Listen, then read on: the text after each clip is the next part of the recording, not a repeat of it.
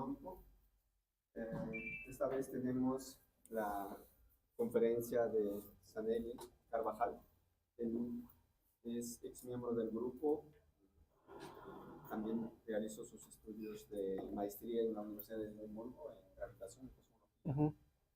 Sí. Naturalmente también hizo su trabajo de tesis aquí en el grupo en cosmología y actualmente es doctorado en la Pontificia Universidad Católica de Torresino. Y pues nos va a hablar sobre muerte y cosmos. Bienvenidos, Anel, muchas gracias. Gracias, profesor, gracias. ¿Qué tal? ¿Cómo están? Bien, gracias por la invitación. Y bueno, hoy día el título de la charla es Muerte y Cosmos. Es un tema que me interesa bastante desde hace años, así que voy a aprovechar hoy día para hablar de todas las cosas que he estado pensando acerca de la muerte en general, del concepto que entendemos como muerte, no solamente para el ser humano. Hoy día voy a hablar acerca de qué significa morir en general, tanto para el ser humano como para otras especies, y también de repente incluso en el universo, ¿no? Para empezar, el concepto más esencial que tenemos acerca de la muerte es la muerte humana, ¿no? Todos experimentamos la muerte, todos morimos. Probablemente los que estamos acá, la mayoría vamos a morir. Si es que la ingeniería genética sigue avanzando, de repente algunos salen inmortal de acá, se presta un experimento y modifican su ADN, y pues los telómeros no se deterioran y puedes vivir eternamente, ¿ya? Pero la mayoría vamos a morir, ese es el proceso natural. Y hasta ahora, los seres vivos han muerto hasta donde sabemos. Y vamos a ver nosotros que si adoptamos una definición interesante del concepto de la muerte, podemos hablar también de la muerte de otros seres no vivos, inertes, e incluso del cosmos, como de repente algunos de ustedes ya sabrán. Así que para empezar a hablar del concepto de la muerte, para empezar, sé que es un tema un poco tétrico, hablar de morir, pero realmente cuando uno habla acerca de la muerte y lee bastante acerca de la muerte, me interesa mucho el tema. ¿Ya? He leído libros acerca de eso, filosofía, cómo se interpreta la filosofía occidental, oriental, y qué significa el proceso de muerte. Entonces, uno se da cuenta de que no es tan tétrico como suena a primera impresión. Así que vamos a hablar acerca de eso. En primer lugar, la primera parte de esta conversación la voy a dedicar a la experiencia de la muerte. ¿Qué significa morir? ¿Cómo uno experimenta la muerte en general? Los seres vivos en general. Entonces, cuando uno estudia al ser humano y estudia la psicología humana y analiza cómo el ser humano se desenvuelve en su entorno, se da cuenta de que el ser humano y las especies probablemente de la Tierra no nacen con el concepto de la muerte. Es decir, un niño no sabe que va a morir, por ejemplo. Un niño nace y su voluntad prácticamente le hace pensar que es inmortal, que es todopoderoso. Es parte de ser niño, por eso los niños piden todo, ¿no? Todo quieren, son egoístas. Se suele decir que los niños son muy crueles, ¿no? Son crueles porque son egoístas, solo piensan en sí mismos. Y es porque no son conscientes de que tienen una limitación, ¿no? El ser humano es limitado, el ser humano no es Dios. Sin embargo, a temprana edad no sabemos eso. Aprender acerca de la muerte es algo, el concepto de la muerte es un concepto asimilado, que uno asimila por la cultura en la cual vive. Ya sea porque tus padres te dicen, como acá en el cómic, ¿no? Alguien te dice que, ¿sabes qué? Eventualmente vas a morir, no vas a vivir para siempre. O puede ser de repente que ves a otros organismos morir, de repente, ¿no? O tal vez algún familiar tuyo fallece cuando eres un niño o una niña y alguien te explica, ¿no? ¿Sabes qué?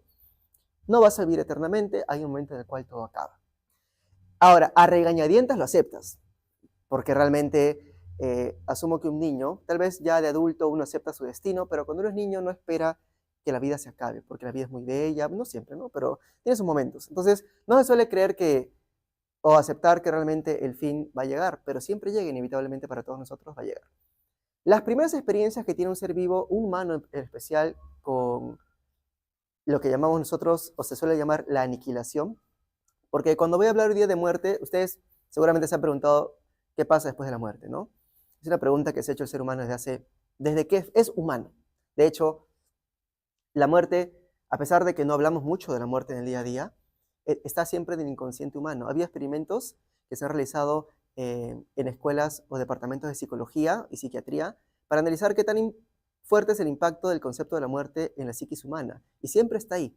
El subconsciente siempre tiene presente el concepto de la muerte. Por ejemplo, les comento un caso. En una universidad se expuso a un grupo de participantes a un conjunto de ideas, pero radicales. Radicales en el concepto político, de derecha y de izquierda, ¿ya? Siempre uno tiene una inclinación, ¿no? Por de repente estás más de acuerdo con de repente políticas de la derecha o de la izquierda, o estás en el centro, pero uno tiene una preferencia política siempre. Se hizo el estudio y se hizo que los participantes dieron su opinión acerca de las políticas que veían. Un grupo de participantes que obviamente simplemente entraron y marcaron una encuesta y se fueron, simplemente pues tomaron decisiones respecto a la experiencia que tenían de su vida, su familia, etcétera, tenían una inclinación política, lo normal en un ser humano. Pero ese era el grupo de control, básicamente, ¿no? Y a otro grupo se le tomó el mismo análisis, pero antes de eso se les hizo leer un texto acerca de la muerte, acerca de un caso en el cual la persona se enfrentaba a la condición de la muerte, la experiencia de la muerte, y les hizo recordar que eventualmente iban a morir. Y se ha determinado que recordar, o sea, llevar el concepto de la muerte del subconsciente a la parte consciente de la mente humana, hace que los seres humanos nos volvamos más tribales, es decir, que nos juntamos más con nuestra tribu. Las personas a las cuales se les recordó que algún día van a morir, porque todos sabemos en el fondo eso, ¿no? Pero nunca estamos repitiendo en la mente. Esas personas se inclinaron a ser un poco más radicales en su forma de pensar, más tribales. Yo tengo un grupo, pertenezco a un grupo, pertenezco a una sociedad, pertenezco a una comunidad y me pego a ella. Y digamos, esa forma de cerrarte tus ideas y decir solo pertenezco a esta comunidad y el resto del mundo no me importa, se activa o se reactiva, es algo bien básico, bien fundamental, bien tribal del ser humano. Y eso se activa aún más cuando estamos cerca a experiencias que involucran la muerte. Bueno, eso es solamente un ejemplo, ¿no? Ahora, hay más estudios que se han hecho acerca de eso. En todo caso, todos tenemos experiencia de muerte, pero probablemente cuando somos niños o adolescentes, las primeras experiencias de muerte que vemos es con insectos. ¿No? De hecho, todos alguna vez hemos matado a un insecto, muy probablemente. De repente algunos no, pero todos alguna vez hemos acabado con la vida de un pequeño insecto. De repente, de casualidad, estás caminando por la calle, de repente pasa con los caracoles, no sé si se ha pasado alguna vez. Si está lloviendo mucho, caminas, sales rápido a tu casa, pisé un caracol. Ya lo maté. No puedes revivirlo, ya está hecho. Así que siempre nosotros estamos rodeados de esto. No somos conscientes, no nos ponemos a pensar de eso, pero a nuestro alrededor los seres nacen y mueren, nacen y mueren, nacen y mueren constantemente. Un ser que está a punto de, digamos, llegar al límite de su vida, cuando un ser vivo, un organismo vivo, está a punto de acabar su vida, cuando ya está llegando a los límites, como por ejemplo una hormiga, digamos que no tiene comida, o llega a una edad en la cual la hormiga tiene que simplemente morir, o de repente un insecticida o tú la pisas. Los animales, los organismos vivos, se resisten al proceso de muerte. Ningún organismo vivo quiere morir. Ningún organismo sano quiere morir. Se resisten, ¿ya? Las hormigas, si lo han visto alguna vez en un chanchito, una hormiga o una polilla de repente, tratan de aferrarse a lo que llamamos nosotros vida, el soplo vital. Llámale espíritu, llámale como quieras, pero se quieren aferrar. Es interesante, obviamente los seres humanos también lo hacen, ¿no? De hecho, por eso existe la medicina. La medicina es una forma de evitar, en cierto sentido, la muerte, el deterioro por la muerte. Lo curioso es que esta, digamos, voluntad de vivir, la vida tiene una voluntad de vivir, yo sé que suena redundante, pero los seres vivos tienen la voluntad de aferrarse a la vida. No solamente se da en seres como insectos o animales o nosotros seres humanos, se puede ver incluso en seres unicelulares. ¿Ya? Este de acá es un ser unicelular. ¿Ya? Este video está en YouTube, si lo quieren ver, busquen ahí, organismo unicelular muere, tiene un montón de vistas y la gente coloca ahí en los comentarios que nunca se habían sentido mal por un organismo unicelular, ¿no? Acaban de ver el proceso de muerte de un organismo unicelular, es una sola célula. Y van a ver que este organismo se aferra a la vida hasta el último momento de su existencia. El deterioro, en este caso, se dio debido al medio ambiente. Este organismo vive, pero cuando recibe una cantidad muy grande de luz, empieza a desintegrarse. Eso es la muerte, la desintegración del organismo. Puedes ver tú ahí cómo este organismo unicelular, a pesar de que ha perdido gran parte de su cuerpo, lo que llamamos cuerpo, sigue perpetuando o sigue aferrándose a lo que llamamos vida. Sigue tratando de vivir. Eso es natural. Todo organismo vivo quiere vivir, incluso hasta el más pequeño. Sin embargo, a pesar del esfuerzo sobrehumano, bueno, no sé si llamarlo sobrehumano, unicelular que hace este organismo, inevitablemente la muerte siempre llega. Todos lo sabemos, todos lo sabemos. Así que luego de unos segundos, vamos a ver cómo el organismo termina por desfallecer. Este proceso es natural y le ocurre a todo ser vivo en la Tierra. A nosotros también nos va a pasar. En algún momento, la energía o el impulso se acaba y simplemente tenemos que ceder nosotros a las leyes, bueno, de la física, leyes de la biología, como tú los quieras llamar. Ahí está, y se acabó. En ese instante, se acabó la vida. Así, en un segundo, se acaba la vida. El organismo ya no está ahí, está su materia, ¿cierto? Siguen sus átomos, siguen sus moléculas, obviamente. Pero ya tú te das cuenta de que hay algo que ya no está. Se reconoce, hay algo que no está y ya no está con nosotros. Sus átomos obviamente serán reciclados por otros organismos vivos, pero ya el cuerpo no está. Este proceso justamente nos demuestra para este organismo que todo organismo vivo quiere aferrarse a la vida y cuando la vida acaba hay algo que se va. Y ese algo que se va no es la materia. La materia no se va, ¿cierto? Los átomos siguen ahí, protones y neutrones, electrones siguen ahí. Entonces, ¿qué es lo que se va cuando hablamos de muerte, ¿no? ¿Qué es lo que desaparece realmente cuando un organismo vivo muere? O en general, un organismo muere. Nosotros la experiencia más cercana que tenemos, el ser humano ya humano con la muerte, es la muerte de nuestros seres queridos, o los familiares, o los amigos. Y tenemos ritos, ¿cierto? Cada vez que fallece un ser querido o una persona que nos rodea, sabemos que también hay algo que se va. Por ejemplo, si alguna vez has tenido una mascota, en las mascotas, por ejemplo. Si has tenido tu mascota alguna vez, las mascotas no viven para siempre, ¿no? Viven menos que el ser humano. Las ves en algún momento partir. Pero cuando muere o fallece un ser humano, tenemos un rito que es el velorio. Y solemos pensar nosotros los humanos, velamos a nuestros difuntos, tenemos un ritual, nos acercamos, nos vestimos de negro, tomamos café de repente, nos amanecemos incluso en el velorio, ¿no? Tú te amaneces, las personas que están en velorios se amanecen ahí conversando con la familia. Es un ritual. Es la forma en que el ser humano intenta lidiar con la ausencia de eso llamado vida, porque el cuerpo sigue ahí, la materia sigue ahí, pero hay algo que se va. Solemos creer que nosotros somos diferentes al resto de organismos vivos, pero como vimos para el caso del ser unicelular, así como el ser unicelular se aferra a la vida, nosotros también, así como nosotros velamos a nuestros difuntos, hay organismos complejos que también son capaces de alguna forma... Ya.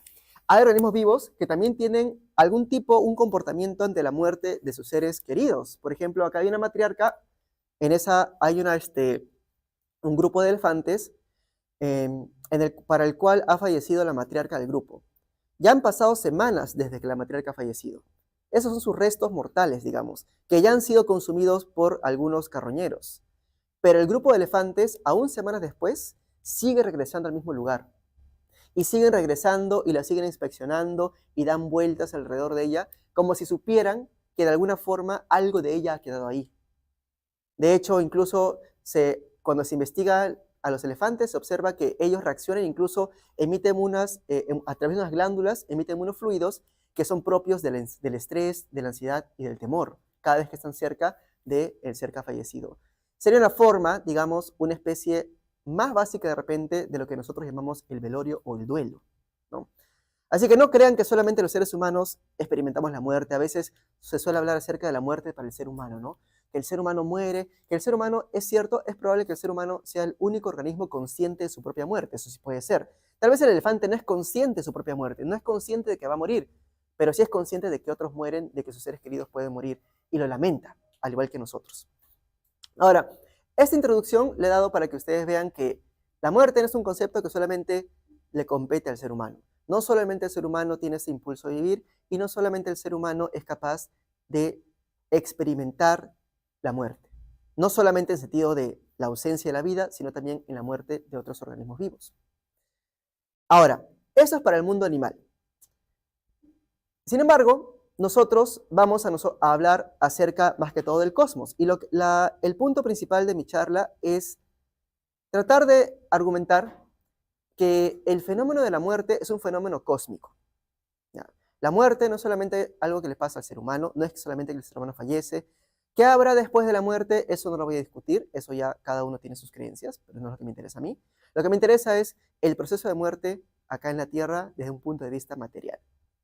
Entonces, lo primero que quería comentar es esto, ¿no? Que todos los organismos experimentamos la muerte en diferentes grados.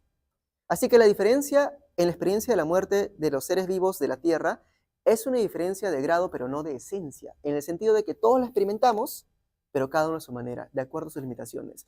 El ser unicelular se aferra a la vida al igual que nosotros. El elefante de repente tiene un duelo, ¿no? Para sus familiares al igual que nosotros. Así que es algo más grande que solamente el ser humano. Ahora, ¿qué ocurre con la muerte? A ver, entonces, hemos visto nosotros que hay algo llamado muerte. Los organismos mueren, ya seas unicelular, o elefante o humano. Pero, ¿qué es en sí? ¿Cómo definimos la muerte? He colocado ahí un asterisco porque si tú buscas qué es la muerte en internet, salen pero un montón de referencias Ha habido muchos escritores que han escrito hojas y hojas, mucha tinta se ha gastado alrededor de qué es la muerte.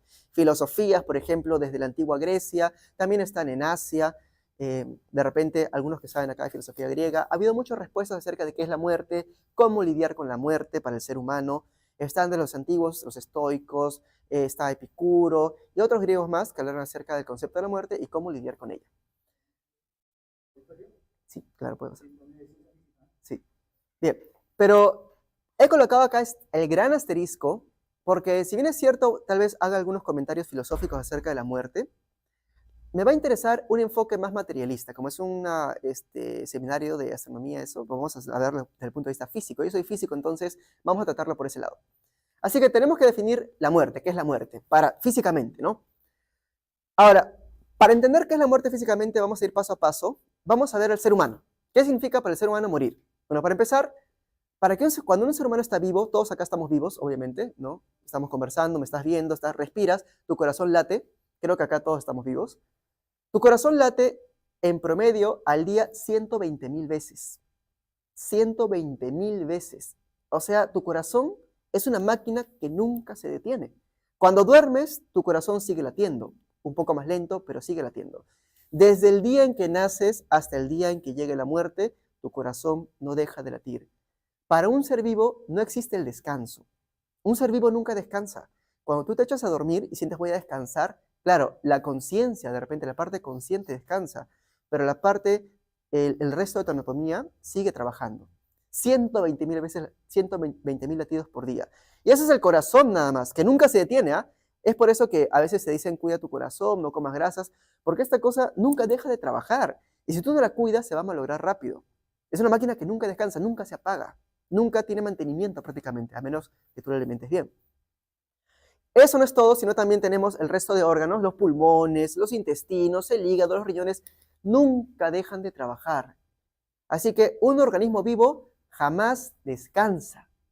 Desde el día en que nace hasta el día en que muere, es un trabajo continuo. ¿Ya? Ahí no acaba la cosa, porque también tus células, por ejemplo, de tu cuerpo, se están reproduciendo constantemente. Mueren y se reproducen, mueren y se reproducen. Algunas viven durante una semana, 2 semanas, otras viven de repente un mes, otras viven durante toda la vida como las neuronas, que no se reproducen. Pero todas ellas tienen un ciclo de vida y para eso nos alimentamos, ¿no? Ahora, ¿cómo yo mantengo el latido de mi corazón? ¿Cómo mantengo yo un organismo vivo, el funcionamiento de mis órganos? A través de los alimentos, ¿cierto? Todo sistema, nosotros, desde el punto de vista de la física, somos un sistema físico, ¿no? Para la gente que sabe física acá, somos un sistema, y un sistema tiene varias partes. ¿Cuáles serían mis partes, por ejemplo? Mis ojos, mi cerebro, mi corazón, mis pulmones, etc. Si vamos a un nivel más profundo, mis células. Y si vamos a un nivel más profundo, mis átomos. Así que dependiendo de cómo quieras abarcar el sistema, a qué escala quieres abarcar el sistema, tienes pues órganos, o tienes de repente células, o tienes átomos, pero indistintamente los seres vivos, como nosotros, somos organismos muy complejos. Somos sistemas complejos. Un sistema complejo requiere, para funcionar eficientemente, requiere 2 cosas. Primero, requiere que haya un flujo de energía. Para que cualquier sistema complejo mantenga su estructura, nuestra estructura es bien compleja. Tienes el corazón, tienes los órganos, además tienes los flujos de la sangre, tienes el sistema nervioso, tienes el cerebro que está constantemente funcionando. Ahorita mi cerebro está por 1000 porque estoy hablando y pensando a la vez, ¿no? Estoy pensando lo que voy a decir y luego digo lo que voy pensando. Es un trabajo bien complejo. Y para mantener ese sistema altamente complejo que es el organismo humano, requeremos un flujo de energía entrante. Este flujo de energía para los seres humanos es la alimentación, obviamente, ¿no? Para las plantas es la fotosíntesis, diferentes organismos se alimentan de diferentes formas. Pero todos ellos requieren un flujo de energía. Este flujo de energía que ingresa al sistema mantiene las relaciones. En un sistema complejo tenemos muchos elementos y esos elementos se relacionan entre ellos de forma no trivial. Es decir, las relaciones son altamente complejas, muy difíciles a veces de reproducir en un laboratorio. Por eso hasta ahora no se ha podido crear vida artificial en sí, ¿no? En ningún laboratorio se ha podido crear vida solo a partir de átomos. Puedes partir de ya organismos vivos, modificarlos, pero solamente a partir de átomos, crear vida solamente a partir de átomos es bien complejo porque las relaciones son altamente complejas y son nada triviales. Y el origen de la vida, justamente por eso aún sigue siendo un tema de discusión, que es otro tema aparte. Ahora, En un sistema complejo tenemos nosotros que hay elementos que interactúan entre sí de forma no trivial, no es simple, y además tenemos un flujo de energía. Si el flujo de energía se detiene, si acabamos con el flujo de energía, si algo pasa y dejo de alimentarme, dejo de tomar agua, dejo de comer, la red se rompe, el sistema se empieza a desintegrar. Las relaciones se debilitan, los elementos se separan y ocurre lo que pasó con ¿se acuerdan del ser unicelular? Se veía claramente cómo en un momento en que llega la muerte, el sistema se deshace y se pierde la complejidad. Y regresamos a un estado de desorden. Por eso se suele hablar también de entropía, ¿no? De repente los que saben entropía, la entropía es en cierto sentido la medida del desorden. Cuando un cuerpo se desordena, aumenta su entropía. Tenemos más desorden, perdemos el orden del sistema complejo. Así que, si queremos aterrizarlo un poco a una perspectiva un poco más materialista, más física, más científica, podríamos decir que la vida, un organismo vivo, es un sistema complejo, altamente complejo, que tiene relaciones entre sus partes que son nada triviales, son muy complejas y permiten cierta experiencia, por ejemplo, que yo pueda hablar, que pueda pensar, que pueda cantar, lo que sea, y requieren un flujo de energía entrante. Ahora, acá coloco una imagen de la anatomía humana para que te des cuenta de que el organismo es altamente complejo. Un organismo humano es altamente complejo, pero igual una bacteria, incluso una bacteria, es un organismo altamente complejo también, muy difícil de reproducir así de cero en un laboratorio. Es muy complicado. Ahora, ¿cómo mantenemos este sistema altamente complejo con energía? Si es que la energía deja de fluir, la muerte, entonces hablemos de muerte. Para un organismo vivo, un sistema complejo, la muerte llega por dos ramas. Al final, una forma sencilla o vemos práctica de morir, simplemente de que se acabe el organismo, es destruir las relaciones entre sus partes. Acá, esto era antes un sistema complejo en el cual cada elemento se conectaba muy bien con el resto de partes. Pero si esas relaciones se rompen por algún motivo, por ejemplo, ya algo exagerado, si me parten en dos, ¿no? Como una espada. Si me partes en dos, se desconectan las partes, se rompen las relaciones y se acabó el sistema complejo y se acabó la vida. Otra forma también en la cual puedes morir es si hay falta de energía. Pero al final, en el momento en el cual esas relaciones entre las partes, entre los elementos del sistema complejo se quiebran, se rompen, desaparecen, tenemos lo que llamamos usualmente la muerte, ¿no? Para un organismo vivo. Así que podemos decir, desde el punto de vista un poco más materialista, que la muerte ocurre cuando el alto grado de orden, esa complejidad del sistema complejo, desaparece. Se acaban, las relaciones se rompen y los atributos principales que lo definían dejan de existir. Todo organismo vivo o todo ente tiene atributos principales. Por ejemplo, el ser humano. El ser humano puede hablar, el ser humano puede comunicarse, el ser humano puede pensar, un ser humano puede amar, un ser humano puede odiar, un ser humano puede saltar, puede comer. Son características típicas de un humano. Y eso es lo que le hace humano, no es su materia, no es solo la materia. Porque yo puedo tener un ser humano que acaba de fallecer, que todavía mantiene su materia, pero ya no está vivo, ¿cierto? Algo le falta. Y eso que le falta son esas características principales que lo identifican como un ser vivo, que lo hacen ser humano. ¿Ya?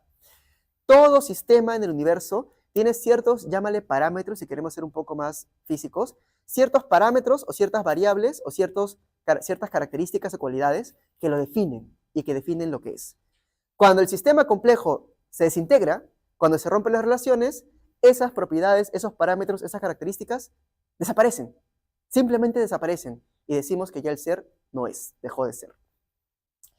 En los seres vivos es interesante porque en los seres vivos hay casos excepcionales, ¿ya? La vida tiene una voluntad tan grande por sobrevivir, pero es tan potente esa voluntad hacia la vida de la vida, a tal punto se ha llegado que justamente los seres vivos más complejos como los seres humanos, de acuerdo a la ciencia moderna somos resultado de un proceso evolutivo que ha durado miles de millones de años, ¿no?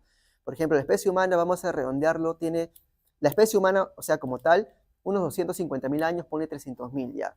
La vida tiene, ponle 4.000 millones de años más o menos.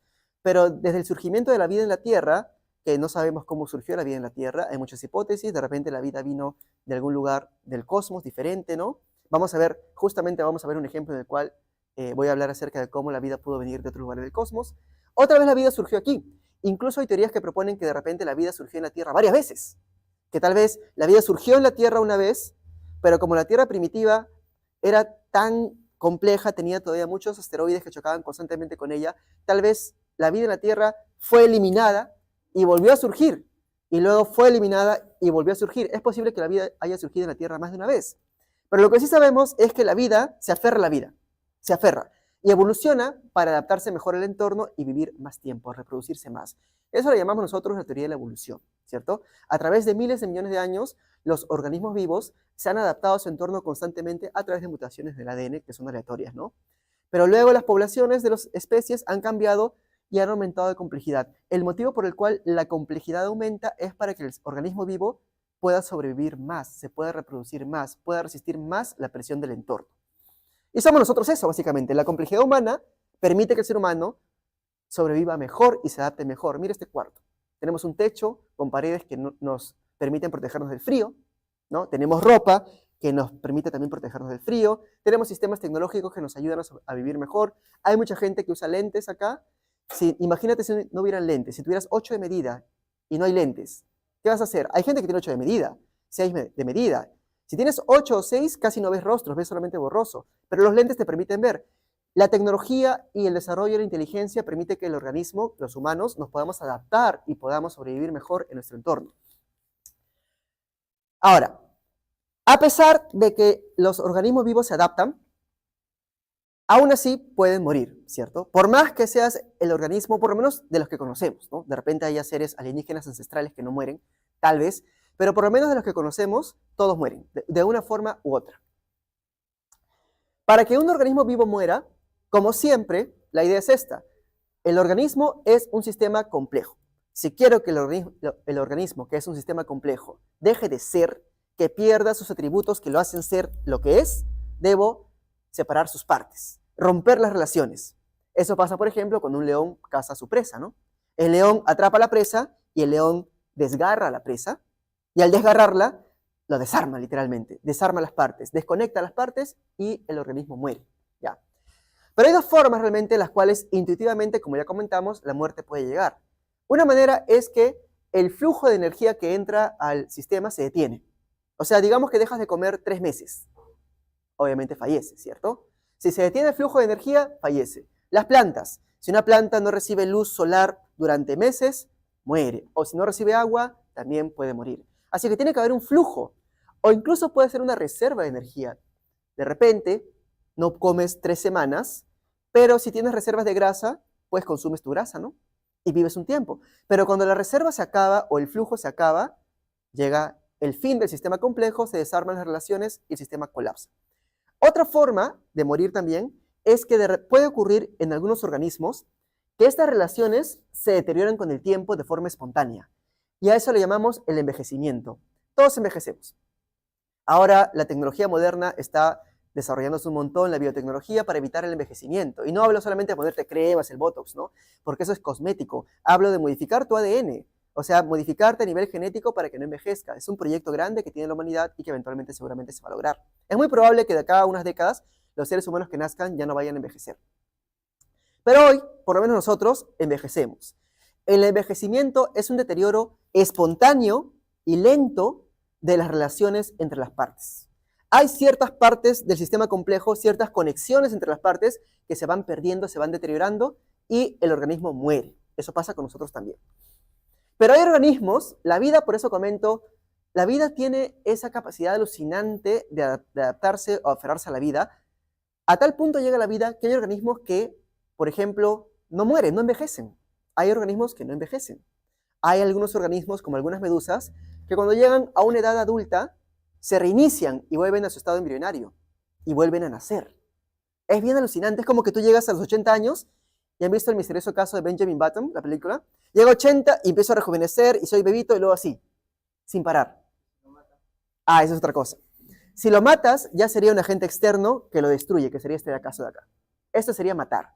Viene un agente externo y destruye tus relaciones. Ya moriste.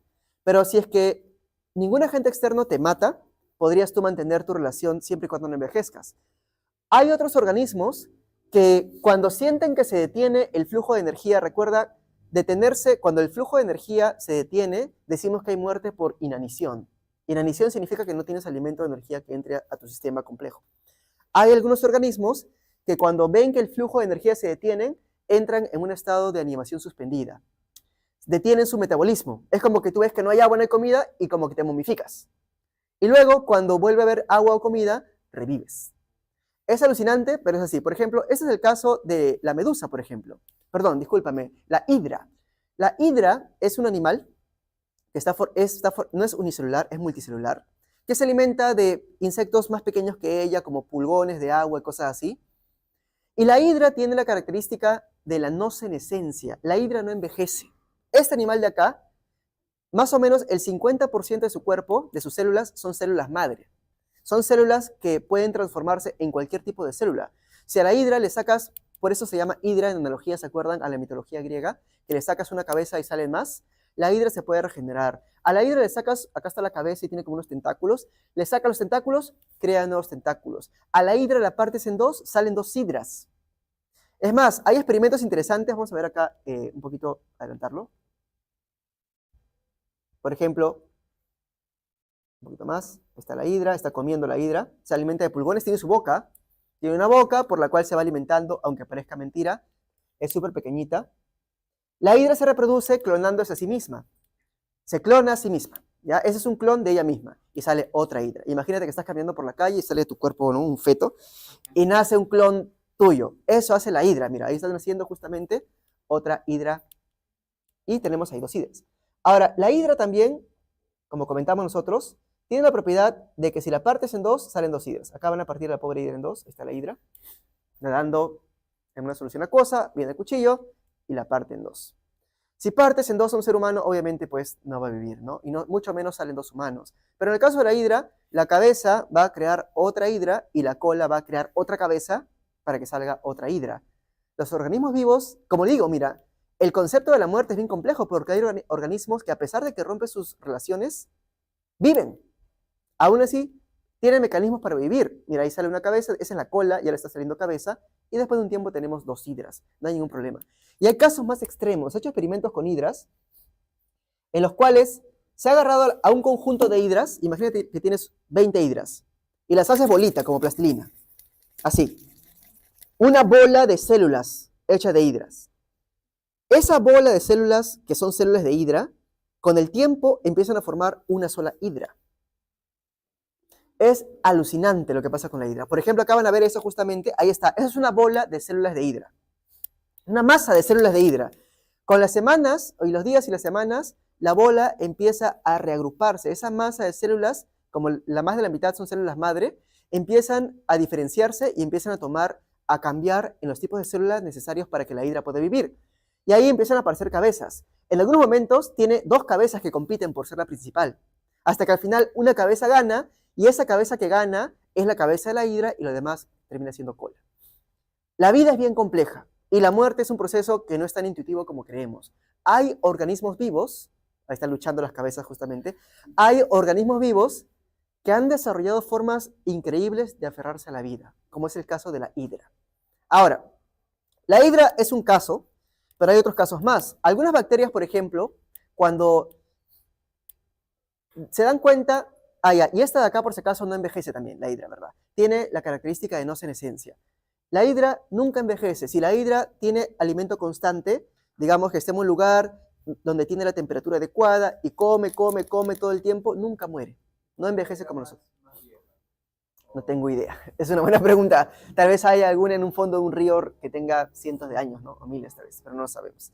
Pero siempre y cuando la sigas alimentando, ella no va a morir. No envejece. Ahora, hay otros organismos que cuando se dan cuenta de que el flujo de energía que ingresa o el flujo de energía que requieren para vivir se detiene, cuando se dan cuenta de que no hay comida, entran en un estado de suspensión. Como es el caso del tardígrado. ¿Han escuchado de repente del tardígrado? Es muy conocido. Ese video es interesante porque ves un tardígrado que está vivo ahí. Y lo que se va a hacer a ese tardígrado es quitarle el agua.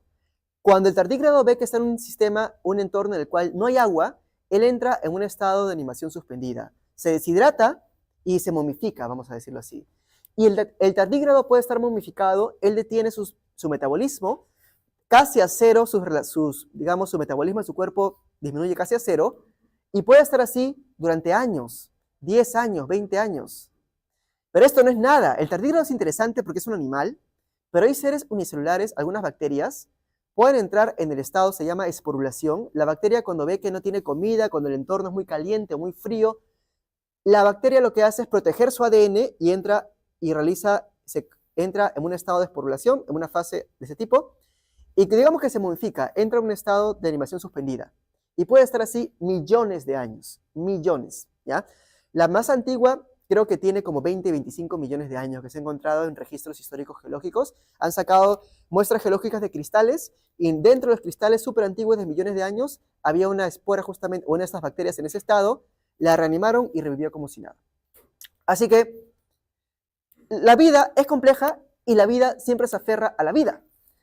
Pero aún así, a pesar de que haya organismos vivos, nosotros, por ejemplo, que hemos creado mecanismos alucinantes para mantenerlos vivos, por ejemplo, los humanos también.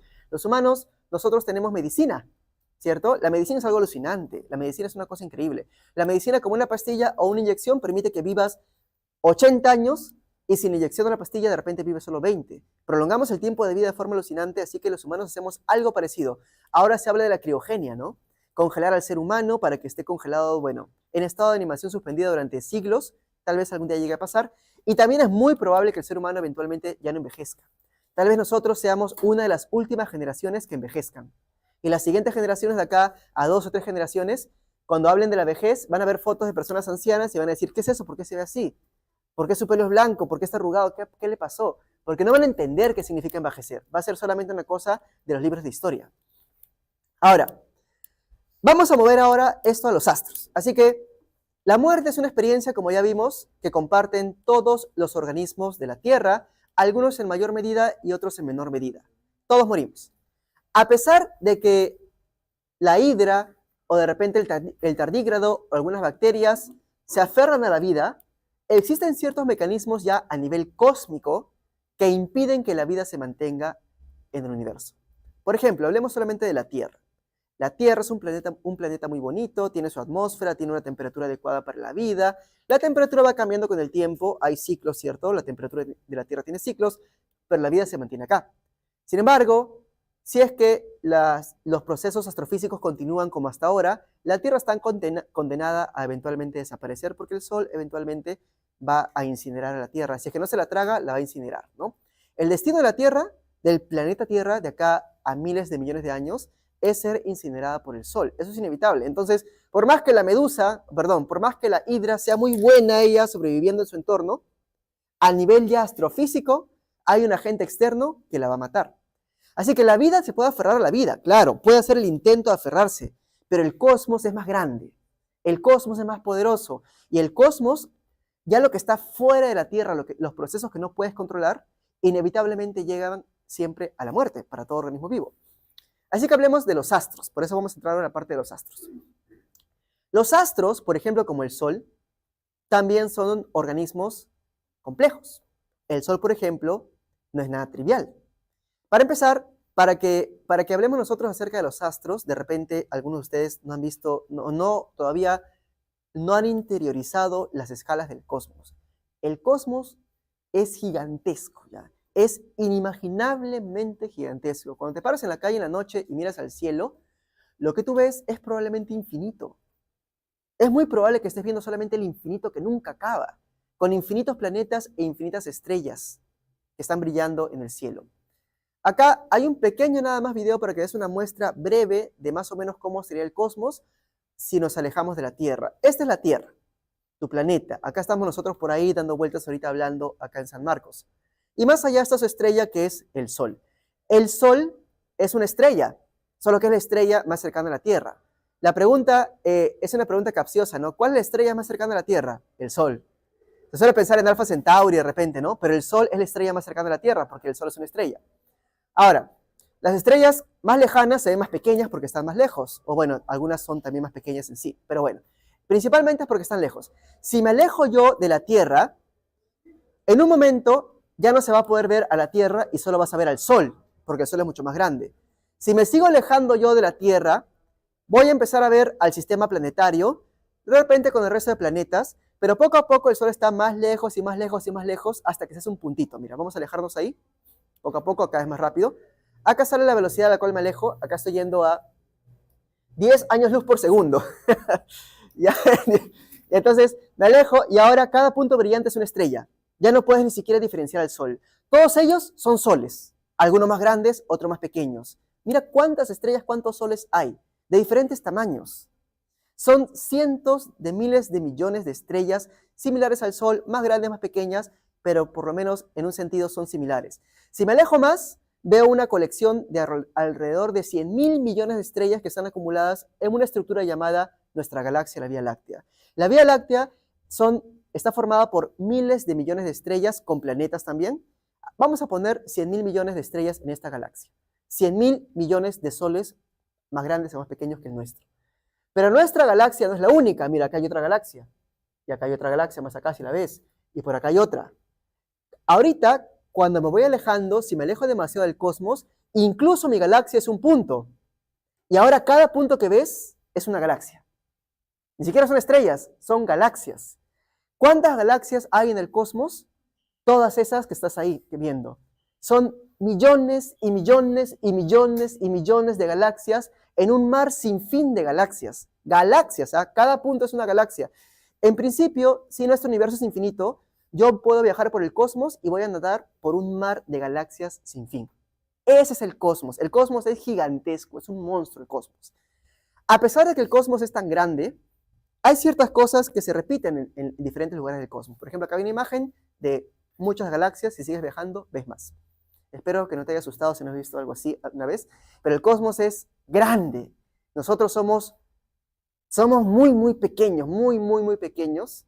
Y por eso pensar que nosotros somos la única forma de vida del universo es absurdo prácticamente, ¿no? Es muy probable que haya vida en un mar de galaxias. Ahora, a pesar de eso, ya hemos hablado acerca del cosmos. El cosmos se suele ver, dime, está en Steam, está en Steam, no me acuerdo, este es Space Engine, sí, ya.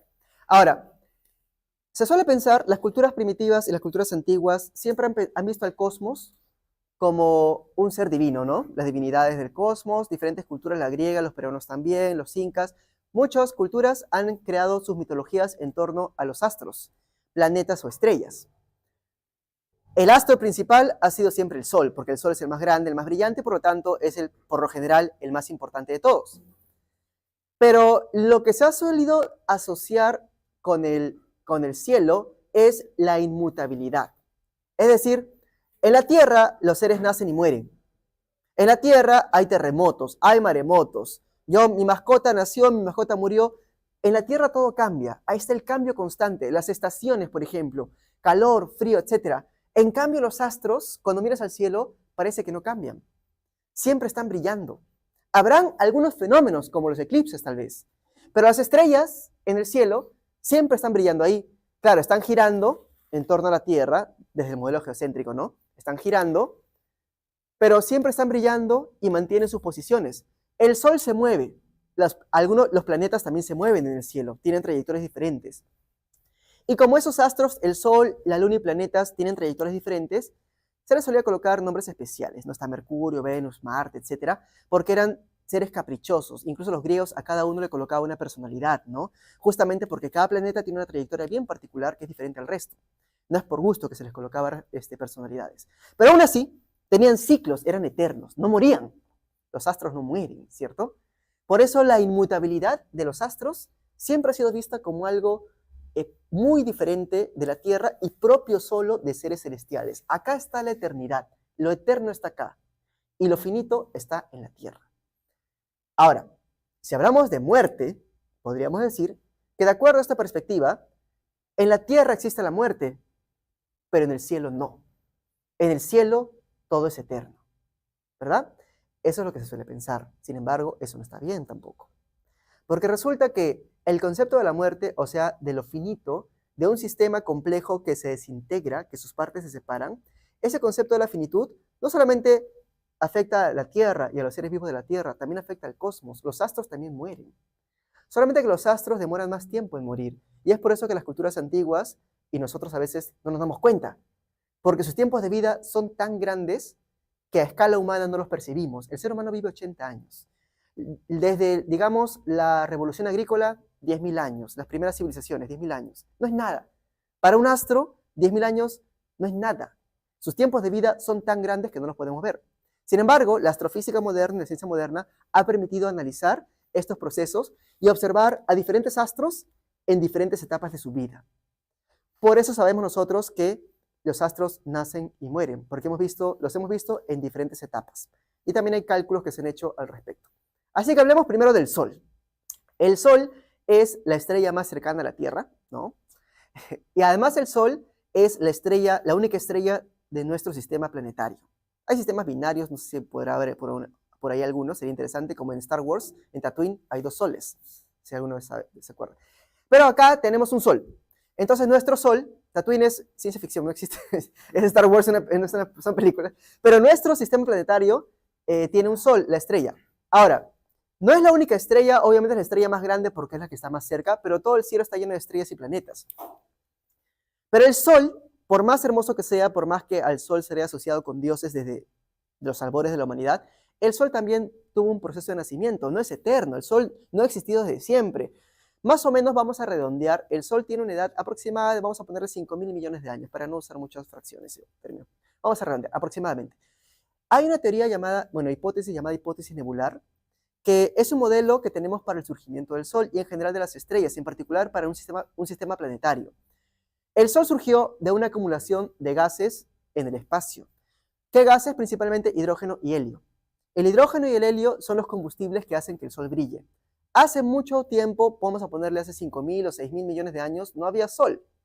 Pero el Sol se formó a medida que una nube grande de gas de hidrógeno y helio se empezó a concentrar por la gravedad, por conservación del momento angular se empezó a hacer plano y luego en el centro empezó a brillar el Sol. El Sol comienza a brillar cuando se activan las primeras reacciones nucleares en el centro del Sol. Para que una estrella comience a brillar como tal, tiene que haber en el centro un proceso de fusión nuclear, reacciones nucleares. Una vez que se activa la reacción nuclear, que requiere millones de grados centígrados, o vamos a ponerle 10 millones de grados centígrados, entre 8 y 10, para que se active. Esa temperatura se consigue cuando esa masa gigantesca de hidrógeno y helio se concentra a tal punto que crea presiones tan grandes que llevan la temperatura a 10 millones o 8 millones de grados centígrados y se activa la fusión nuclear y tenemos una estrella, nace la estrella. Y de lo que sobró, del material que no está en el Sol, se forman los planetas. Así que, en cierto sentido, podríamos decir de forma coloquial que los planetas y asteroides del sistema solar son los restos del Sol, lo que no llegó a ser Sol, se hizo planetas, etc. Y ahora tenemos el sistema solar. Así que, a diferencia de lo que creían las culturas antiguas, las primeras culturas, el Sol no es eterno, nació en algún momento. Tuvo un momento de nacimiento, así como ustedes. Nació. Solamente que es mucho más viejo que nosotros, ¿no? A pesar de eso, es una estrella más o menos joven, no es tan viejita. Así como el Sol nació, el Sol también va a morir. El Sol también muere, porque en el cosmos todo muere. La muerte, y por eso el tema se llama muerte y cosmos, es un proceso que se da en organismos vivos, pero también en los astros. El cielo no es eterno, no es inmutable como se suele pensar. No es. También tiene un proceso de nacimiento y muerte. El Sol va a morir cuando se le acabe el hidrógeno y el helio, cuando se le comience a acabar el hidrógeno y el helio. Porque recuerda que esta nube era de hidrógeno y de helio, ¿cierto? El Sol lo que va a hacer es convertir este hidrógeno y este helio, principalmente hidrógeno, pero tiene un poquito de helio, en otros elementos químicos. ¿Se acuerdan de la tabla periódica de elementos químicos? ¿No? Entonces, algunos se las saben de memoria todita, seguro, otros no. Pero por lo menos acá está el hidrógeno. Y acá está el helio por acá. Entonces, el Sol lo que está haciendo ahora es fusionar átomos de hidrógeno, o núcleos de hidrógeno, para convertirlos en núcleos de helio. El Sol lo que hace es convertir hidrógeno en helio, hidrógeno en helio, hidrógeno en helio. Todos los días de tu vida, desde que naces hasta que mueres, el Sol está convirtiendo su hidrógeno en helio a través de procesos de fusión nuclear. Por ejemplo, acá tengo 4 hidrógenos. Estos hidrógenos se fusionan para crear deuterio. Este deuterio se fusiona con otro hidrógeno para formar helio 3. Y luego, por acá ocurre lo mismo. Este helio 3 con este helio 3 me forman helio 4, que es el producto final ya del Sol. Si comparo el estado inicial y el estado final, lo que veo es que en el Sol estamos convirtiendo 4 átomos de hidrógeno en un núcleo de helio. 4 núcleos de hidrógeno en helio. Así que el Sol hace eso constantemente. Hidrógeno, helio, hidrógeno, helio. Pero hay un detalle. El hidrógeno no es infinito, pues. Porque había una cantidad de hidrógeno con la cual comenzó el Sol. Y esa cantidad de hidrógeno con la cual comenzó el Sol está siendo transformada en helio. Así que en algún momento el hidrógeno se va a acabar. Cuando el hidrógeno se acabe y el Sol ya no tenga hidrógeno para convertirlo en helio, va a comenzar la muerte del Sol. Eso va a ocurrir todavía dentro de 4.500 o 5.000 millones de años. No se asusten, falta un montón, ¿ya? Por eso digo que los astros, las escalas astronómicas y cosmológicas son tan grandes que son inimaginables para el ser humano. Pero sabemos que eso va a pasar. Es un hecho empírico porque ya vemos estrellas hoy en día, se ha observado estrellas que ya están en la etapa de la muerte justamente. Por ejemplo, Betelgeuse es una estrella que ahora está en las últimas Betelgeuse, está en su último proceso de muerte, ya está agonizando Betelgeuse. Y se dice que en cualquier momento podría ser supernova. Antes se decía que ya la supernova va a ser una explosión gigantesca en la cual Betelgeuse va a morir por completo y al final va a liberar el material que ha creado durante millones de años el espacio, va a haber radiación, va a haber todo y se va a ver en el cielo. Va a ser una luz, ese brillo va a tener una intensidad comparable a la luna. Va a ser bien bonito si lo vemos. Y no va a ser peligroso, no se preocupen. Ahora, el problema es que primero decían que era inmediato, ahora creo que sale que puede ser mañana o creo que en los siguientes 10.000 años o 100.000 años. Entonces es un tema, si tienes suerte va a ser en tu tiempo de vida, si no dentro de 100.000 años. Pero va a morir Betelgeuse. El Sol está en ese proceso, pero el Sol aún es joven, así que le queda mucho tiempo de vida. Porque aún tiene un montón de hidrógeno para convertir en helio. Pero con el tiempo, como ya comentaba, el hidrógeno se va a acabar. De repente hoy día tiene un montón de hidrógeno y poco helio. Pasan miles de millones de años, el hidrógeno disminuye y el helio aumenta, hasta que en un punto ya no hay hidrógeno. Y cuando no hay hidrógeno, se acabó el Sol, muere el Sol. ¿Cómo va a ser la muerte del Sol? Acá hay una pequeña animación para que veas más o menos qué va a pasar en las últimas etapas de la vida del Sol. El Sol se va a convertir en algo que llamamos una gigante roja. Va a empezar a expandirse hasta tal punto, aumentando su tamaño alrededor de 1000 veces, y eventualmente se va a comer a Mercurio, se va a comer a Venus, y tal vez también se coma a la Tierra, o por lo menos la va a incinerar. Así que la Tierra también va a morir con su padre el Sol. Ambos van a morir prácticamente juntos. Ese es el destino del Sol. Por eso las culturas antiguas que creían que el cielo era inmutable, que los astros y el cosmos era eterno, que pensaban, bueno, yo muero, el humano muere, mi perro muere, la sociedad colapsa, hay terremotos, pero al menos los dioses son eternos. Pues no, no son eternos. La muerte es un concepto que se extiende a todo el cosmos y nadie escapa de la muerte. Ahora, acá por ejemplo, hay una animación también de más o menos qué pasaría con el Sol. Una vez que el Sol se convierta en va a crecer convirtiéndose en una gigante roja, y en los últimos instantes de su vida, el Sol va a liberar las capas externas, va a empezar a liberar constantemente las capas externas, y lo que va a quedar del Sol, una vez que se libere sus capas externas, creo que va a pasar ahí justamente, ahí creo que se come a Mercurio, se come a Venus, ya se comió a Venus creo, ahí, a la Tierra se la está comiendo, y luego libera sus capas exteriores, y va a quedar algo del Sol, algo pequeñito. Vamos a ver que muera nuestro Sol, todavía está muriendo. Ahí está. Empieza a liberar, va a oscilar, va a tener una etapa oscilante, el Sol va a comenzar a oscilar, y poco a poco en cada oscilación va a empezar a liberar gases al exterior, hasta que se libere de todas las capas exteriores, y el Sol se va a convertir en lo que llamamos una enana blanca. Una enana blanca va a ser más o menos del tamaño de la Tierra, aproximadamente, hecha principalmente de oxígeno, si no me equivoco, oxígeno sólido, no es gaseoso, oxígeno sólido, y esa enana blanca se va a quedar brillando en el centro del sistema solar. Y los planetas aún van a orbitarla porque tiene todavía gravedad. Pero el problema es que esa enana blanca brilla, pero ya no brilla como el Sol, porque no tiene fusión nuclear. Solamente brilla porque está caliente. Entonces, como está caliente, todo cuerpo caliente brilla. Y todo cuerpo caliente se enfría, ¿cierto? Entonces, a lo largo de millones de años, el nuestro, que ya no es el Sol ni siquiera, es el cadáver del Sol, básicamente, su cadáver va a empezar a poco extinguirse, hasta que en un momento la enana blanca va a dejar de brillar. Cuando esa enana blanca deje de brillar, a lo largo de miles de millones de años, se acabará toda la fuente energética que tenía el Sol, hasta lo último. Incluso el cadáver del Sol, luego de su muerte, que tenía un poco de luz, también se va a apagar. Y sería el fin total absoluto de lo que llamamos el sistema solar, porque ya no habría ninguna fuente natural de radiación. El sistema solar no tiene luz, oscuridad total para el sistema solar. Ese es nuestro Sol, ese es su final. Y este último paso en el cual incluso el cadáver se apaga, a esto de acá que queda, porque queda materia todavía, ¿no? Solamente que no lo podemos ver, porque ya está oscuro, no sé, porque no emite luz, no la puedes ver, ya no brilla. Se le llama enana negra, Y eso, pues, para que se observe una enana negra se requiere mucho, mucho tiempo, incluso más tiempo que la edad del universo. Hasta ahora no se ha observado ninguna, pero las enanas blancas con el tiempo se van enfriando hasta desaparecer. La materia está ahí, ojo, solo que no la puedes ver, pero sí hay un objeto sólido ahí, no emite luz. Pero hay otras estrellas que son más grandes que el Sol. Una estrella más masiva que el Sol, mucho más masiva, vamos a poner 40, 30, 50 veces el tamaño, la masa del Sol. Tiene un destino un poco diferente. No voy a entrar en los detalles porque sería otro tema y seguramente ya lo han visto acá en Space, de la estrella de neutrones, el agujero negro, pero voy a colocar un resumen. Por ejemplo, para que veas que hay estrellas más masivas que el Sol, mira, acá hay una comparación del Sol como una estrella muy grande. Tal vez creo que es la más grande comparada con el Sol. Esa es la Tierra, ese es el Sol. Mira, la Tierra es chiquitísima al lado del Sol. La Tierra es una cosa pequeñísima al costado del Sol. El Sol es gigantesco, por eso es un dios, pues, por eso siempre ha sido considerado un dios, por todas las culturas antiguas.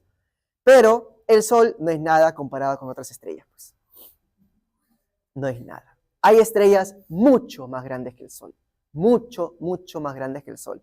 El cosmos, yo te digo, es gigantesco. Es muy grande, ¿ya? Así que esta estrella es tan grande que ni siquiera puedes ver el Sol. El Sol está totalmente opacado. Imagínate la energía brutal que tiene esta estrella. ¿Cuánta energía emite? El Sol es esta cosita de acá. Ese es el Sol.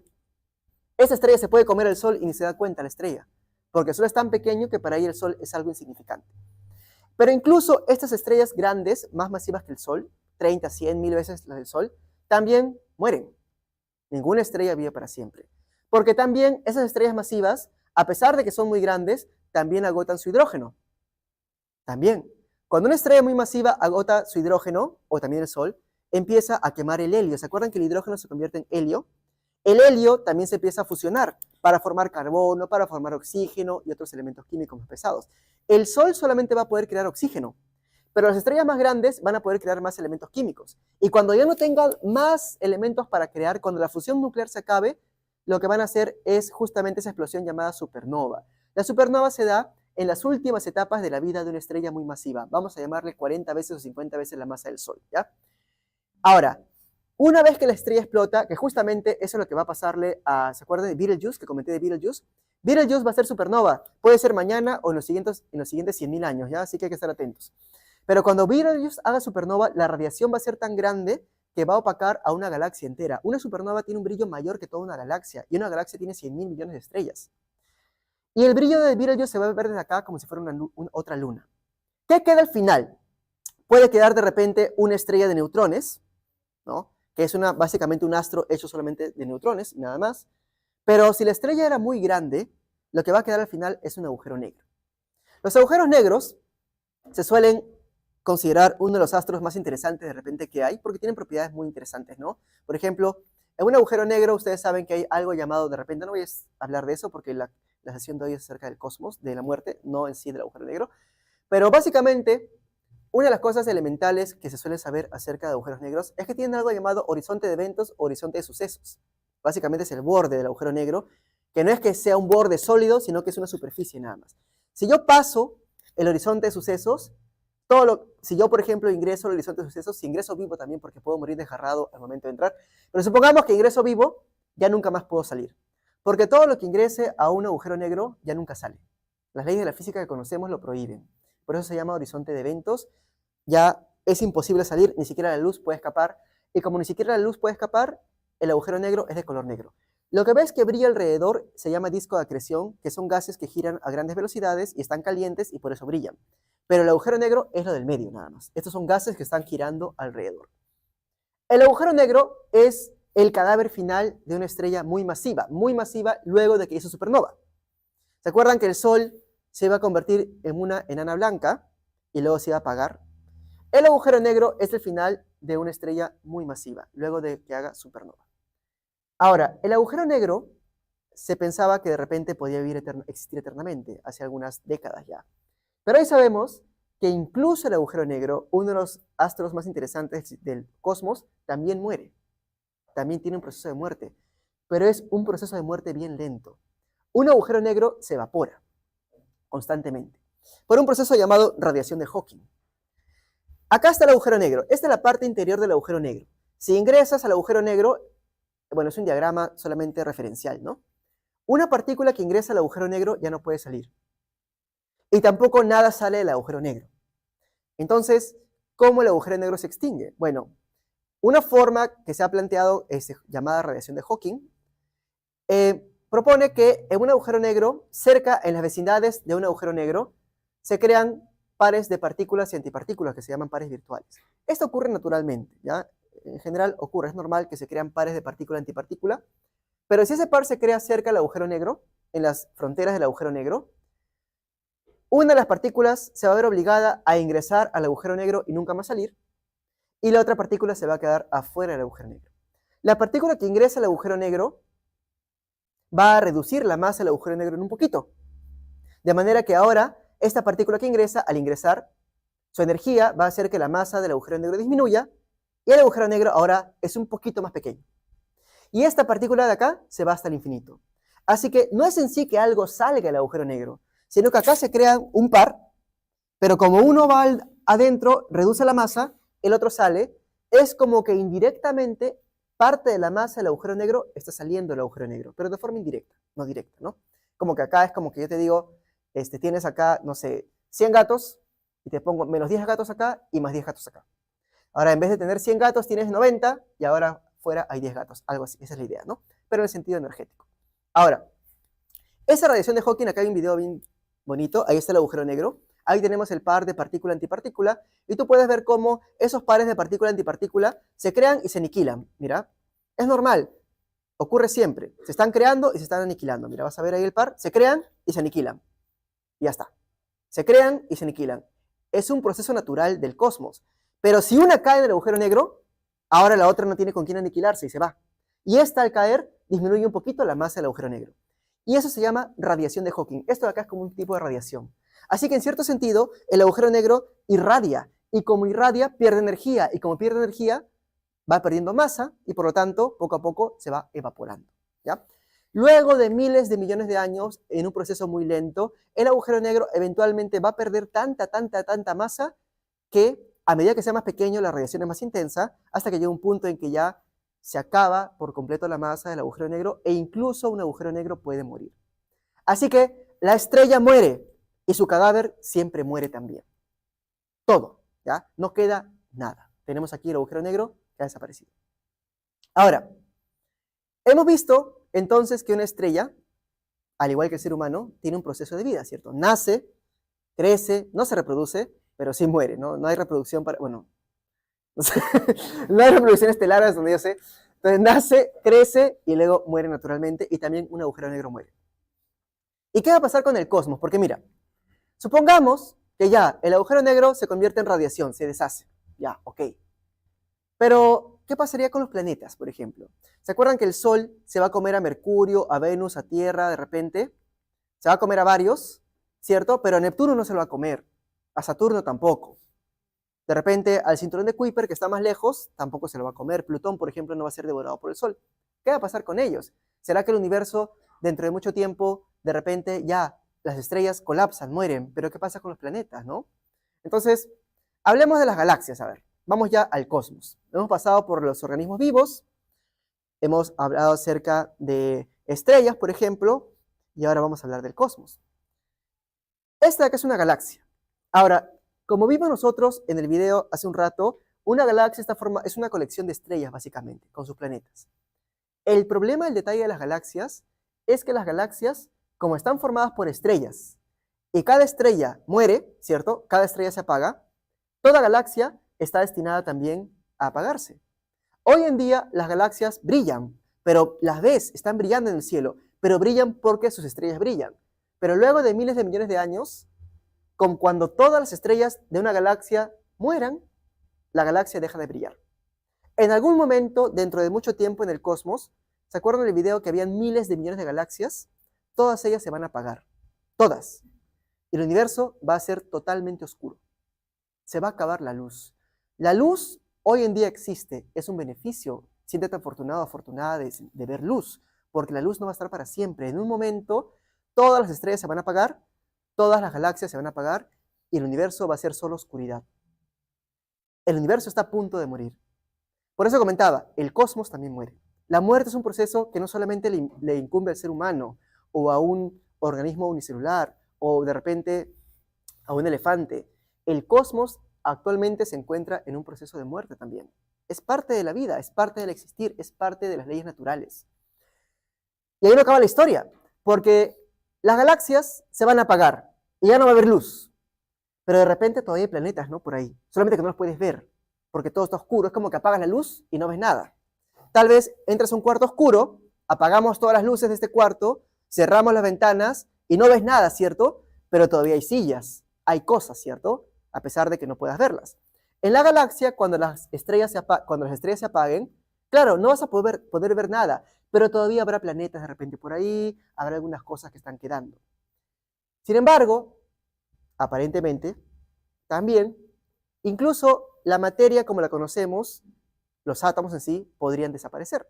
Porque recuerda, si tengo yo un planeta, digamos, un planeta, el planeta, como la Tierra, está hecho de átomos, ¿cierto? Así que, sí, y moléculas, etc. Mientras existan átomos, todavía podríamos tener estructuras complejas como planetas o asteroides hechos de átomos. Pero es posible que incluso el átomo también tenga un proceso de muerte. Incluso el átomo, a nivel atómico. Porque, en primer lugar, tú sabes de repente que en el átomo tenemos protones, neutrones y electrones, ¿cierto? Protón, neutrón y electrón. El neutrón es una partícula neutra, neutrón. Cuando está solito, fuera del núcleo, él se desintegra. Un protón solito fuera del núcleo muere también. No existe para siempre. Dura más o menos 10 minutos en promedio y luego se desintegra y se convierte en un protón y otras partículas más. Los neutrones no existen para siempre, no son eternos. Es más, viven poco tiempo, 10 minutos más o menos, 12 minutos, bueno ya, por ahí, y mueren. El protón, en cambio, es probable que sea estable, o sea, que sí pueda existir para siempre. Sin embargo, hay teorías modernas que proponen que tal vez el protón también sea inestable. Se llama la desintegración del protón. Las teorías de la gran unificación, que buscan unificar las fuerzas fundamentales, proponen que una de las consecuencias de estas teorías de la gran unificación es que el protón también sea inestable. Significa que si el protón es inestable, si el protón tiene un tiempo de vida, obviamente el protón dura mucho más. El neutrón vive 10 minutos, ponle ya. Un protón puede vivir miles de millones de años, incluso más que la vida del universo. Pero a pesar de eso, a pesar de que vive mucho tiempo, eventualmente un protón se puede desintegrar, según la teoría de la gran unificación. Así que el átomo, los átomos que queden en el universo, los átomos que queden por ahí, van a ver que sus protones se desintegran. Y cuando sus protones se desintegran, los neutrones quedan solos. ¿Y qué pasa con el neutrón? Se desintegra. Y al final, todo el núcleo se desintegra a medida que el protón se desintegra. Y ya no tenemos átomos. Y si no hay átomos, obviamente no hay moléculas. Y si no hay moléculas, no hay piedras, ni vida, ni estructuras, ni nada. Por lo tanto, al final, es muy probable que al final, luego de mucho tiempo, cuando ya no haya estrellas, cuando las galaxias se apaguen, no queden ni siquiera agujeros negros, los átomos se desintegran y la materia desaparece y el universo solamente va a ser una sopa, una masa, un espacio vacío y negro, probablemente infinito, lleno de puras partículas elementales, electrones de repente por ahí, tal vez haya por ahí, no sé, fotones de luz, pero de muy baja energía, que ya no son luz visible, neutrinos que están moviéndose al azar, y el universo llega a lo que llamamos la muerte térmica. A eso se le llama la muerte térmica o también el gran enfriamiento. Es el punto final del cosmos, cuando todo lo que se puede desintegrar se desintegró y el universo se acabó. Ya no va a haber estrellas, no va a haber galaxias, no va a haber vida, obviamente, ni siquiera va a haber átomos y mucho menos moléculas o formas de vida complejas. Así que eso significa, no te quiero deprimir, pero eso significa que la muerte, como la interpretamos nosotros, que es una experiencia humana, ¿cierto? Yo pienso que voy a morir. Han habido, como comenté al inicio, muchos libros se han escrito acerca del tema, filósofos han hablado al respecto, literatos también. Ha habido muchas discusiones acerca de qué significa morir, para qué existo, para qué vivo. Y esa pregunta nace naturalmente cuando te preguntas, te cuestionas tu vida, ¿no? Yo estoy acá, ¿para qué vivo? ¿Para qué estoy acá? Algunos se preguntan de repente, ¿para qué vivo si igual voy a morir? ¿Para qué? ¿No? Entonces, esto incluso abre una puerta aún peor. ¿Para qué hacer algo si al final el cosmos va a desaparecer? ¿No? Bueno, hay una respuesta interesante a esto, ¿ya? La respuesta que yo tengo para esto de acá y a la conclusión a la cual he llegado yo, después de pensar en este tema, usé un poco la física, ¿ya? Me inspiré con la física. El profesor justo me enseñó relatividad en el pregrado. Entonces, en los cursos de relatividad, vemos nosotros, y en cosmología, diferenciamos entre características locales y globales de un sistema. Hay ciertas cosas que son propiedades locales y otras globales. Por ejemplo, algo global sería la estructura de la geometría del cosmos, ¿no? La geometría del cosmos a gran escala, global. Vamos a poner un ejemplo. Algo global para ti sería toda tu vida, desde que naces hasta que mueres, todo el conjunto de tu vida. Y te preguntas, ¿para qué vivo? ¿Para qué toda mi vida? ¿Para qué nacer y morir? Si igual voy a morir, ¿para qué? Sería una pregunta global. Te preguntas por el todo, mejor dicho. Y otro tipo de pregunta es la pregunta local. No preguntarte para qué vivo en su totalidad, sino para qué vivo hoy. Hoy día, acá. Hoy día, ¿qué fecha estamos? No me acuerdo, 20, 19, por ahí. 20 de julio del año 2024. Hoy día, más o menos 7 de la noche, no sé, 7 y media. Hoy día, ¿para qué vivo? ¿Qué puedo hacer hoy con mi vida? Yo me he dado cuenta de que al ser humano, la única pregunta acerca de la vida válida es la pregunta local. El ser humano no se puede hacer preguntas globales, no puede pensar acerca del todo, ¿para qué está el todo? ¿Para qué existe el todo? Porque cuando tú te preguntas globalmente, llegas a estas cosas. En cambio, cuando te preguntas localmente y te preguntas, ¿para qué me levanto hoy? ¿Para qué respiro hoy? ¿Qué voy a hacer hoy? ¿Qué voy a hacer mañana? ¿Qué quiero hacer en este momento? La vida toma mucho sentido. La vida tiene sentido solamente cuando es vista localmente. Y creo que eso es algo que yo aprendí de la física y creo que nos sirve mucho a nosotros para entender que preguntarse acerca de propiedades globales me parece que para el ser humano es una actitud bien arrogante. No existimos para eso. Somos muy limitados. Si fuéramos dioses de repente. Si yo fuera Dios, si fuera Zeus, podría hablar de la globalidad del cosmos. Pero como organismos vivos en la Tierra, nuestro valor y nuestro objetivo y el sentido que podríamos tener es local. Y hay que aprender a querer eso. Ahora, independientemente de cómo lo veas, ¿ya? Y si te gusta lo global de repente, igual quiero yo preguntarme por el todo, a pesar que soy ser limitado, que vivo en una piedrita llamada Tierra, que orbita un solcito, una estrellita llamada Sol, que está en una galaxia pequeñita, igual quiero preguntarme por el cosmos. Ya, bueno, igual quiero encontrar el sentido de mi vida a través del cosmos. Bueno, hay esperanzas todavía, ¿no?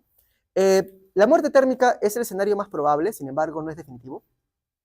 Porque es posible que el cosmos, luego de morir, pueda renacer. Y justamente con el profesor Teófilo, la tesis de licenciatura le hizo en este tema, ¿sí? Y ahora estamos conversando al respecto otra vez. A ver, así que este de aquí sería el modelo usual que tenemos acerca de la evolución del universo, la teoría del Big Bang. Tenemos acá el origen del universo, entre comillas, porque de repente ni siquiera fue el origen, pero bueno, algo ocurrió acá. El universo entró en una fase de expansión acelerada llamada inflación. Tenemos ahí luego la evolución del universo, va dominando la radiación, la materia. Ahora estamos en una etapa en la cual la energía oscura domina la expansión del universo. Pero independientemente de los detalles técnicos, lo que importa es que hubo un momento en el cual el universo comenzó probablemente, o por lo menos la materia como la conocemos surgió, las partículas elementales surgieron en el cosmos en un momento, tiene un inicio, y luego, de acuerdo a lo que he dicho hasta ahora, en un futuro muy lejano, el universo va a morir cuando todo se apague, todo se desintegre, ¿se acuerdan? Y todo sistema complejo desaparece. Porque un sistema complejo que requiere partes que están conectadas, ¿cierto? Pero si las partes se desconectan, ya no hay complejidad y ya no queda nada. Pero puede ser que nuestro universo realmente no siga esa historia. Es posible que nuestro universo realmente, claro, tal vez tuvo un inicio en algún momento, acá está el presente, pero de repente nuestro universo está creciendo, pero es posible que el universo en un momento llegue a un tamaño máximo, digamos, que llegue a una madurez, así como tú llegas a una madurez a los no sé qué edad, depende de cada uno, llega a una madurez y luego, en lugar de seguir creciendo hasta siempre y ser eterno y apagarse todo, entra en un proceso en el cual comienza a contraerse otra vez. O sea, la expansión a partir de un momento se convierte en contracción. El universo se comienza a contraer. La gente que vive en esa época, si es que esto ocurre, si es que esta teoría llamada de universo cíclico, si esto ocurre, las personas que vivan en esas galaxias probablemente no se den cuenta, bueno, sí se den cuenta porque van a ver las galaxias y van a ver corrimiento al azul y no al rojo y van a decir el universo se contrae, pero aparte de eso sus vidas no van a cambiar mucho, van a vivir, se van a enamorar, van a hacer música, van a ir a la universidad, pero con la conciencia de que el universo se va contrayendo. En un momento, en un futuro, tal vez nuestro universo se contraiga tanto que las galaxias se desintegren, también, lamentablemente igual va a pasar, los planetas se desintegren, todo vuelva a ser una sopa de partículas muy calientes y se vuelve a producir otro Big Bang. Así que nuestro universo, puede que nuestro universo, como lo conocemos hoy, tal vez sí, desaparezca y muera, pero no muera para siempre, sino renazca. Y en este instante tenemos lo que llamamos nosotros ya no solamente un nuevo Big Bang, sino tiene un nombre, un Big Bounce, un gran rebote. El universo llega a un tamaño mínimo y renace. Es el renacer del cosmos. Y en este renacer del cosmos, la historia ya no es tan tétrica, porque en este momento nacen nuevas estrellas, nuevos planetas, nuevas galaxias, tal vez nuevas formas de vida, que vivan otro tipo de culturas, otro tipo de civilizaciones, otro tipo de ideas. Y tal vez en el futuro el universo complete este ciclo y otra vez vuelva a renacer una y otra vez. Y es posible también, que todavía están investigaciones todo acá, que muy probablemente nuestro universo, lo que llamamos el Big Bang, que fue el origen, no fue el origen, sino fue un rebote más. Y antes de nuestro universo hubo un universo anterior. Y así infinitamente hacia el pasado y hacia el futuro. Por lo tanto, la historia, digamos, no está totalmente sellada, o sea, no está escrita en piedra.